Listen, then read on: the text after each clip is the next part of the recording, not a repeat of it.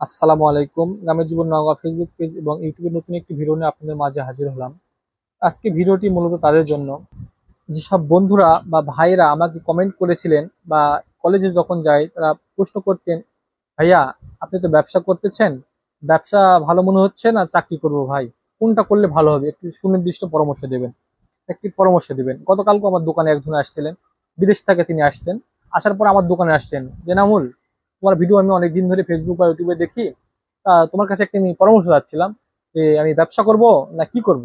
বিদেশ থেকে তো আসলাম, প্রায় 1 মাস হয়ে গেল, কি করবো ভেবে পাচ্ছে না। প্লিজ আমাকে একটু ব্যবসা বুদ্ধি শিখে দাও, কি করতে পারি। সেক্ষেত্রে তো আমি তাকে যেটুকু আমার বুদ্ধি বা জ্ঞান রয়েছে তাকে ধারণা দেওয়ার চেষ্টা করলাম যে আপনি কোনটা করলে ভালো হবে। তো আজকে ভিডিওটি মূলত তাদের জন্য যারা মূলত অনার্স পরীক্ষা শেষ করলাম আমরা, অল্প কিছুদিন হচ্ছে আমাদের অনার্স জীবন শেষ, অর্থাৎ আমাকে এখন কর্মজীবনে ফিরে যেতেই হবে, হোক সেটা ব্যবসা হোক সেটা চাকরি, যে কোনো কিছু করতে হবে, মানুষকে পরিশ্রম করতেই হবে।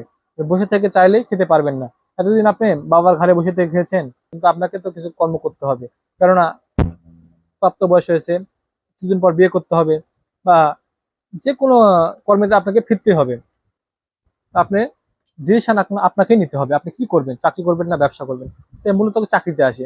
তো বর্তমান যুগ যেহেতু দেখতেছেন যে কি অবস্থা, চাকরি নিতে যাবেন, আপনার জ্ঞান, প্রচুর জ্ঞান রয়েছে, আপনাকে চাকরিতে যাওয়ার পর আপনি আপনার প্রথমে আপনার পরীক্ষা হলো, পরীক্ষাতে আপনি পাস করলেন, রিটেনে পরীক্ষা পাস করলেন, তারপর আপনি ভাইভাতে গেলেন, পাস করলেন, কিন্তু আপনি যে চাকরি দেওয়া হবে নিশ্চয়তা নেই। কিন্তু আপনাকে জিজ্ঞেস করা হচ্ছে, আপনার মামা চাচা খালু আছে তো বুঝাইলেন, আপনাকে কি জিজ্ঞেস করা হচ্ছে, 10 লাখ 15 লাখ 20 লাখ আছে কি, সেটা আপনি জিজ্ঞেস করলেন। আপনার যদি সেখানে 20 লাখ টাকা দেওয়ার সামর্থ্য থাকে, সেক্ষেত্রে আপনার চাকরিটা পাবেন। বা সম্মুখীন আমি নিজে হয়েছি, একবার 12 লাখ টাকার সম্মুখীন হয়েছি। পক্ষান্তরে আপনি চাকরি ব্যবসা শুরু করবেন, সেখানে আপনাকে নির্দিষ্ট কোনো বাজেট নেই, অর্থাৎ আপনার পুঁজির উপর ভিত্তি করে আপনি ব্যবসা করতে পারবেন। আপনার যদি পুঁজি কম হয়, 10,000 টাকা পুঁজি, আপনি সেখানে পানির ব্যবসা করেন, সমস্যা নেই। আপনার পুঁজি যদি 50,000 টাকা হয়, একটা মুদিখানার দোকান দেন। আপনার যদি পুঁজি 5 লাখ টাকা হয়, একটা কসমেটিকের দোকান দেন। আপনার পুঁজি যদি 10 লাখ টাকা হয়, একটা জুতার দোকান দেন, সমস্যা নেই। আপনাকে পুঁজির উপর ভিত্তি করে ডিসিশন নিতে হবে। পক্ষান্তরে চাকরিজীবীদের একটি সুবিধা দেখেন, চাকরিজীবীদের বর্তমান সমাজে অত্যন্ত একটি মর্যাদা দান করা হয়। যেমন আপনি কোনো একটি জায়গায় অনুষ্ঠানে গেছেন, আপনার চাকরিজীবী চাকরিজীবী আসছে, ছেলেটা চাকরি করে, আপনাকে আলাদাভাবে একটি সম্মান দেওয়া হচ্ছে, প্রায়োরিটি দেওয়া হচ্ছে, সেখানে সম্মানের সাথে বসে দেওয়ার জন্য মূলত জায়গা দেওয়া হচ্ছে।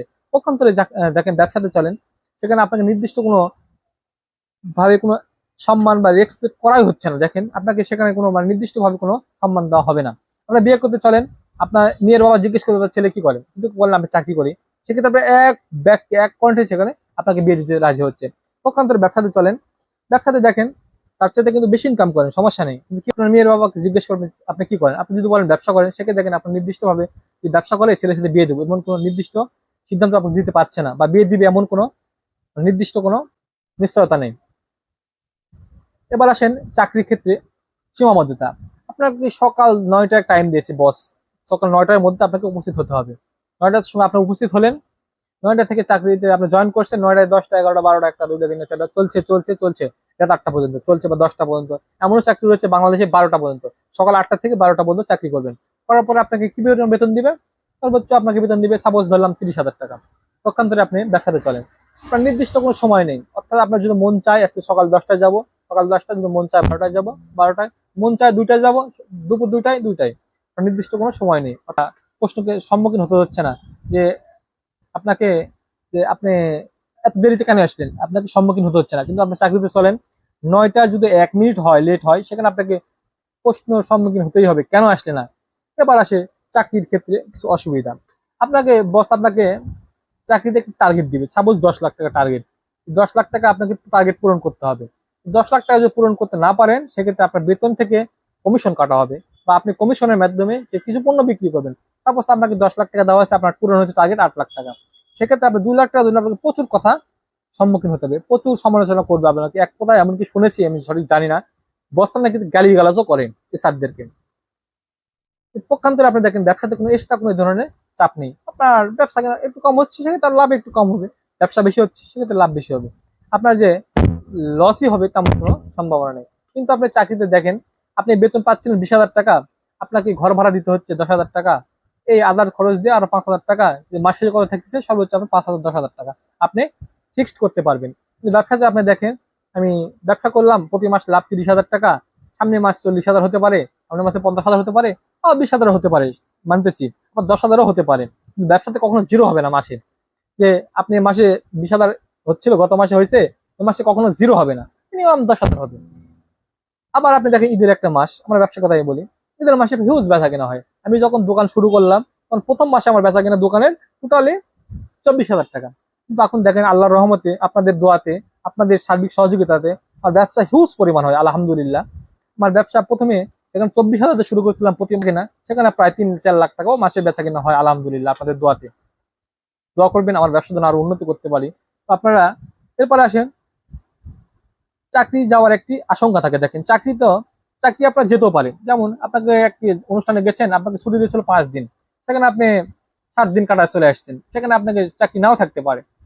আবার আপনার কি হতে পারে, আপনি একটা চাকরি করেন, সেখানে আপনি হঠাৎ করে মারা গেলেন, সেখানে আপনার একটা ছেলে ছিল, ছেলে এখানে জয়েন করবে, কিন্তু সেখানে জয়েন করতে পারবেন না চাইলেই।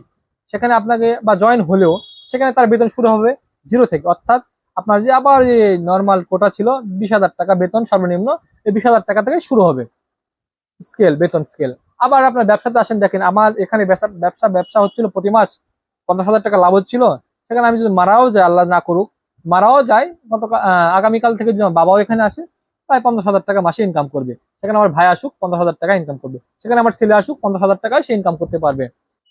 সর্বশেষ আরেকটি কথা বলি, আপনারা এখন জিজ্ঞেস করবেন বা প্রশ্ন করবেন, ভাই আমি চাকরি যদি করি সেক্ষেত্রে তো পেনশন পাবো, ব্যবসা থেকে কি সেক্ষেত্রে পেনশন পাবো? হ্যাঁ ভাই, আপনি চাকরি করলেন, যখন বয়স 60 বছর হলো, আপনি চাকরি থেকে রিটায়ার্ড করলেন, আপনাকে সর্বোচ্চ দেওয়া হলো 20 লক্ষ টাকা রিটায়ার হিসাবে, পেনশন হিসাবে।